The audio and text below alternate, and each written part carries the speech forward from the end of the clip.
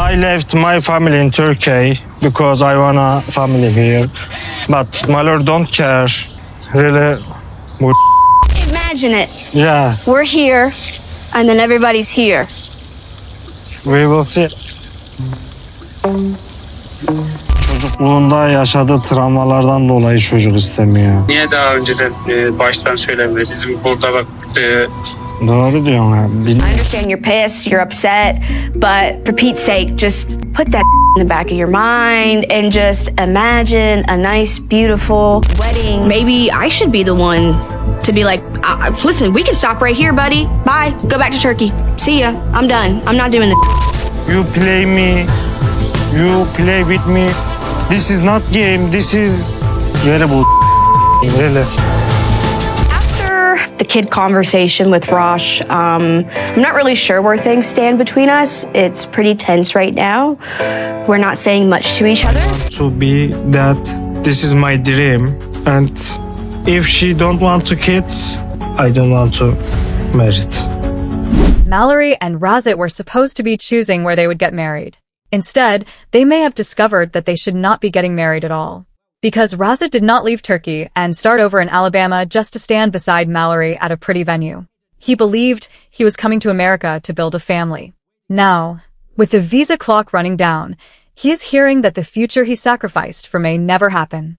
And this is where the story becomes much more complicated than he wants kids and she doesn't. Mallorie has every right to decide that motherhood is not for her.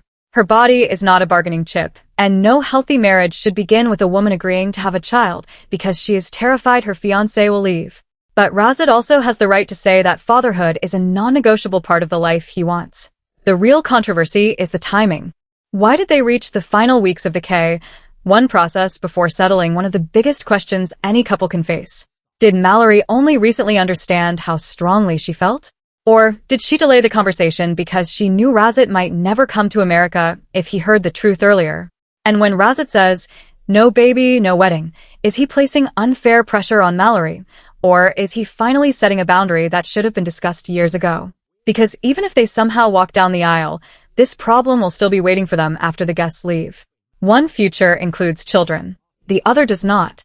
And unless somebody gives up something deeply important, this relationship may already be over. They just have not admitted it yet. That is what made the wedding venue scene so uncomfortable. The location was supposed to represent hope, celebration, and a new beginning. Instead, it became the place where their entire relationship started to look like it had no future. Mallorie was trying to imagine the ceremony. She wanted Rasit to picture the chairs filled with guests, the decorations, the happy photographs, and the two of them finally becoming husband and wife. But Rasit was not thinking about the wedding day. He was thinking about what happens 5 years after it. Would they have children? Would he ever become a father? Could he trust that they were still building the same life? And perhaps most painfully, did the future he came to America for ever really exist? Mallorie wanted him to put the conflict in the back of his mind and imagine a beautiful wedding. But how do you picture a beautiful wedding when you no longer know whether you want the marriage? Then Rasit said that his body was there, but his heart was not. That was not just a dramatic line. That was an emotional warning. Physically, he was still participating. He showed up at the venue. He sat beside Mallorie. He listened. He had not packed his bags and left. But emotionally, he had already begun separating himself from the future they were supposed to be planning. And once one partner starts mentally leaving before physically leaving, the relationship is already in dangerous territory. Mallorie and Rasit were no longer trying to solve the same problem. Mallorie seemed to believe that if Rasit calmed down and understood why she felt this way, they could continue planning the wedding. Rasit seemed to believe that if children were completely off the table, there was no reason to continue planning anything. Those positions may sound close during an argument, but they are not close at all. Mallorie is saying, please understand what happened to me and why motherhood frightens me. Rasit is saying, please tell me whether the future I gave up my old life for still exists. Both of them want empathy. They're just asking for empathy for different wounds. Mallorie wants compassion for her past. Rasit wants accountability for what happened in the present. And both needs can be valid at the same time. Understanding Mallorie's trauma does not mean pretending the delayed conversation had no consequences. Understanding Rasit's sacrifices does not mean Mallorie is required to become a mother. That is why choosing a villain here is too easy. Mallorie is not wrong for not wanting children. Rasit is not wrong for wanting them. The failure happened long before the venue tour. It happened when this couple allowed engagement, immigration, money, family expectations, and wedding plans to move forward without making sure they wanted the same basic life. When couples avoid a difficult truth, the truth does not disappear. It gains interest. It becomes connected to more sacrifices, more people, more money, and more emotional damage. A conversation that might have ended a long-distance relationship years earlier can now destroy a life that has already been moved across the world. That is why Rasit is not just heartbroken. He feels played. From his perspective, he did not come to America for a casual experiment. He left Turkey. He moved away from his family. He gave up the familiarity of his daily life. He entered a country where Mallory had the home, the money, the support system, and the better understanding of how everything worked. He had less independence from the moment he arrived. And this children revelation did not happen inside an otherwise peaceful relationship. There was already tension involving Brandon, Mallory's former romantic connection. There were disagreements about money. There were questions about supporting Rasit's family. Then came the prenup. Now the future he thought included children is being questioned too. Each new conflict changes the meaning of the previous one. The Brandon situation raised questions about romantic boundaries. The money fights raised questions about financial trust. The prenup raised questions about whether Mallory believed the marriage would last. And the children conflict raises the biggest question of all. Were they ever planning the same future? That is why Rasit's reaction feels larger than the single conversation. He may be looking back at everything and asking whether he misunderstood the entire relationship. Did Mallory see him as a future husband or as someone she hoped would adjust to the life she had already designed? Did she expect him to leave his country, sign legal protections around her assets, accept her friendship boundaries, and then give up the possibility of becoming a father too? That may not be Mallory's intention. But when trust is already damaged, people stop judging one event at a time. They create a larger story. And the story forming in Rasit's mind may be that he is always the one expected to sacrifice. There is also a major difference between hearing, "I don't want children," while you are dating long distance and hearing it after you have moved countries under a 90-day deadline. In a long-distance relationship, the truth may be painful, but you still have your normal life around you. You can decide whether the relationship fits the future you want. After moving, the choice becomes heavier. Now Rasit may feel trapped between two painful options. He can leave and accept that everything he gave up was for nothing. Or he can stay and accept a future he may never have chosen with complete information. That is why the timing matters so much. Mallory explained that she wanted to discuss something this emotional in person. And honestly, that explanation is not completely unreasonable. Conversations about trauma, marriage, and children are difficult.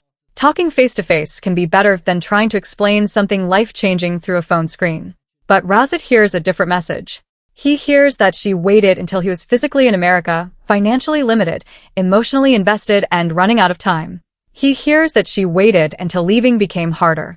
And this is where the timeline becomes the most important unanswered question. There is a difference between Mallory having doubts, Mallory reaching a final decision, and Mallory intentionally hiding that decision. Those are not the same thing. If Mallory genuinely believed she might want children and only recently realized that she did not, then this is a tragic personal discovery. People are allowed to change. People are allowed to understand themselves more clearly over time. Nobody should be forced to keep an old promise about parenthood after realizing it would make them miserable. But if Mallory already knew that she did not want children, knew how important fatherhood was to Rasit, and still allowed him to move forward believing children were part of the plan, then the situation becomes much harder to defend. That would mean she withheld a deal breaker because she feared the truth might end the relationship. And when somebody hides a deal breaker to stop a partner from leaving, they are not really protecting the relationship. They are protecting their ability to keep the relationship. The other person loses the chance to make an informed choice. That is why this is not only a communication issue. It is an issue of informed consent inside a relationship. People agree to marriage based on the future being presented to them. They think about children, money, location, religion, family responsibilities, and the sacrifices each person will make. Changing your mind is allowed. But when your decision changes the life your partner believes they are building, honesty becomes urgent. The longer the truth is delayed, the more decisions the other person makes without having the full picture. That is why many viewers are not criticizing Mallory for refusing motherhood. They are criticizing the possibility that Rasit made major sacrifices without knowing where she truly stood. But Rasit's language deserves scrutiny too. When he says there will be no wedding without a baby, viewers are hearing two very different messages. Some fans hear boundary. A boundary sounds like this: becoming a father matters to me. If my partner does not want children, then I cannot marry that person. That is not automatically controlling. He is not required to marry someone whose future conflicts with his own. He is allowed to decide that fatherhood is too important to abandon. But other viewers hear an ultimatum. An ultimatum sounds like this: change your decision about your body, or I will leave and make you responsible for the end of this relationship. To Mallory, those words may feel like pressure rather than clarity. Her feelings about motherhood are connected to painful experiences. So when Rasit immediately connects marriage to a future baby, Mallory may feel as though her trauma is being treated as a problem she must overcome for him. He may believe he is clearly stating what he needs. She may experience the exact same statement as a threat. Both interpretations can exist in the same conversation. That does not mean Rasit should hide what he wants. It means they need to stop arguing in slogans. No baby, no wedding may be emotionally honest, but it is not enough to explain the entire issue. Is Rasit saying he needs Mallory to promise a child? Is he saying he wants the possibility of children to remain open? Is he asking her to reconsider through therapy and more discussion? Or has he already accepted that her answer makes them incompatible? Those are different positions, and Mallory deserves to know which one he actually means. Because there is no real compromise between becoming a parent and remaining child-free. A child is not a relationship experiment. You cannot create a human life to see whether the reluctant partner eventually becomes happy. If Mallory agrees to have children only because she is afraid Rasit will leave, the resentment could be enormous. She could resent him. She could resent herself. And that pain could affect the child who was brought into the marriage to prevent it from ending. But the opposite sacrifice can be just as damaging. If Rasit gives up fatherhood only because he does not want to admit that moving to America was a mistake, the desire may not disappear. It may become grief.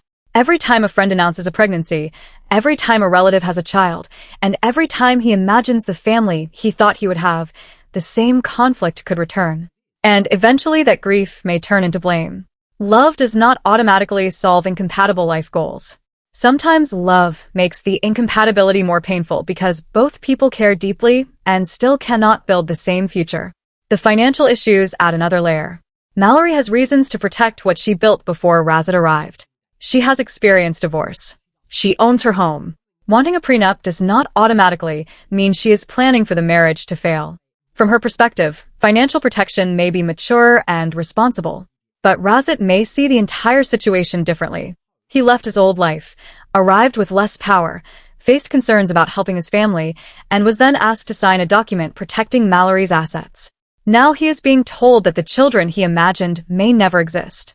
That combination may make him feel like Mallory wants the security of having him as a husband without giving him equal security in the future they are building. Again, that may not be fair. But emotional interpretations become powerful when trust is weak. Rasit may now believe that every major part of the relationship protects Mallory first. Her home is protected. Her money is protected. Her friendship choices are protected.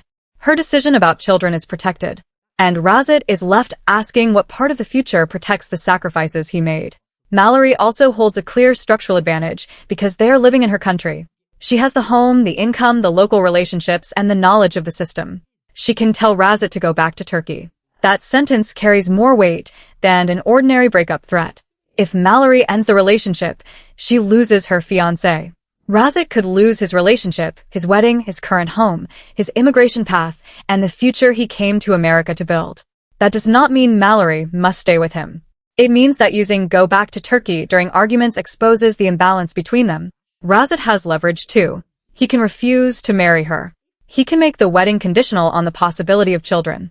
He can emotionally withdraw and leave Mallory facing a canceled ceremony after she has already invested in the wedding. The venue scene showed both forms of power. Mallory could remind him that he could leave America. Rasit could remind her that there would be no wedding without the future he wanted. Neither person seemed emotionally safe. They looked like two people standing at opposite ends of the relationship, waiting to see who would surrender first. And a marriage cannot survive forever when compromise really means surrender. Family involvement may push them further apart. Rasit called his brother because he needed support from someone who understood what he had left behind. His brother heard that Mallory waited until Rasit was in America to reveal that she did not want children. Of course, his instinct was to protect Rasit. But family members usually hear the story during the most emotional moment and from only one perspective. Rasit's brother hears deception. Mallory may believe her trauma and uncertainty are being erased. Then the couple stops communicating as partners and begins building separate teams. Rasit has his family telling him to come home. Mallory may have people around her telling her not to be pressured into motherhood. Both sides become more certain that they are protecting the person they love from the other partner. That can make reconciliation almost impossible. Cultural differences matter too, but they should not be used as a lazy explanation. It is too simple to say that Rasit wants children because he is Turkish and Mallory does not because she is American. The deeper cultural questions involve what each person believes marriage means. What responsibility does Rasit believe he is toward his parents? What boundaries does Mallory believe are appropriate with former romantic partners? Does Rasit see marriage as the beginning of a family centered around children? Does Mallory see marriage as emotional partnership without parenthood? They may have used the word family throughout their relationship while imagining completely different lives. That is why the venue scene was so revealing. Mallory was picturing the ceremony. Rasit was picturing the consequences. She was thinking about how the room would look on the wedding day. He was thinking about whether he could live with the marriage after the wedding day. And reality TV couples make this mistake constantly. They treat the visa deadline as the main problem. They focus on dresses, venues, guest lists, and ceremonies because those are visible problems with clear solutions. But the wedding lasts one day. The relationship starts again the next morning. A beautiful venue cannot create compatibility. A perfect dress cannot rebuild trust. Marriage papers cannot erase resentment. In fact, getting married usually makes the same unresolved issue more expensive and more painful. This is why fan reaction has been so divided. Some fans feel Mallory's decision is completely valid but believe her timing was unfair. A section of the audience is describing the situation as a bait and switch. That is fan opinion, not a confirmed fact. We do not know precisely when Mallory reached her final decision. But the reaction reveals what viewers are really debating. They are not debating whether Mallory has the right to refuse motherhood. They are debating whether Rasit had the full truth when he chose to move. Many viewers are also focusing on Mallory repeatedly, suggesting that he return to Turkey. They believe that statement shows how much control she has over the timing of major decisions. From that perspective, Mallory decided when to reveal her feelings about children. She decided when to introduce the prenup. And when Rasit refused to move forward under those conditions, she reminded him that leaving was an option. But another section of the audience believes viewers are giving Rasit too much sympathy. Those fans remember the financial pressure involving his family. They question whether Mallory was expected to protect his family financially while also risking assets she built before the marriage. They believe a prenup makes sense after divorce. And when they hear no baby, no wedding, they worry that Mallory is being reduced to the person expected to deliver Rasit's dream. To those viewers, her trauma is becoming secondary while his desire for fatherhood controls the entire relationship. Both sides have a point. Mallory does not owe Rasit a child. Rasit does not owe Mallory a marriage that removes the possibility of fatherhood. The most defensible criticism is not aimed at what either person wants. It is aimed at how long they waited to face the incompatibility. And now their recurring pattern is impossible to ignore. Important information arrives late. One person raises a concern. The other experiences that concern as rejection.